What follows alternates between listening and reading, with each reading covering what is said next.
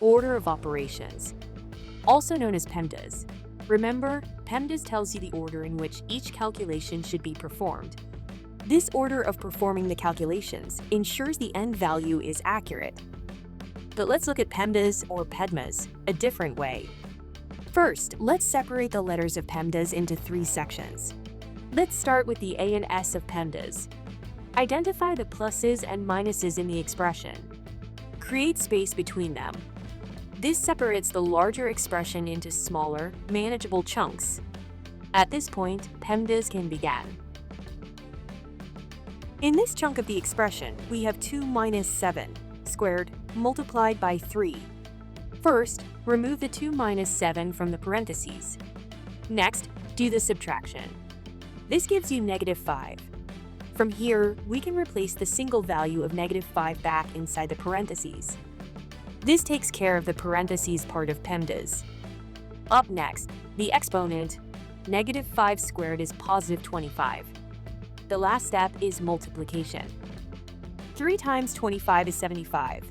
We are done with this part of the expression.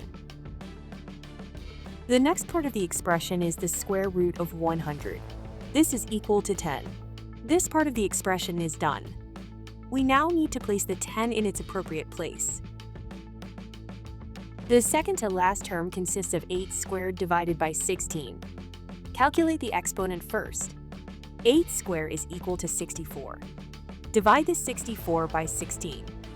This gives you 4. Place the 4 in its appropriate place. The last term is 1. Remember, we already moved the negative or minus sign, so all you need to do is place the 1 in its appropriate place. Once you have all your values, calculate them and you're done. Now, let's look at the M and D of PEMDAS. In order of operation, multiplication and division is calculated from left to right. This means whichever one comes first is the one you calculate first. In this case, 36 divided by 4, which gives you 9. Next, multiply 9 by 3. This equals 27. Compare the two calculations. The first one is calculated correctly from left to right. Now, on to parentheses and exponents.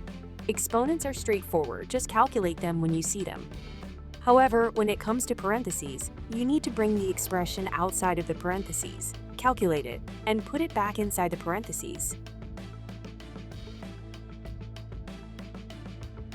And there you have it. Order of operations. Thanks for watching and don't forget to subscribe.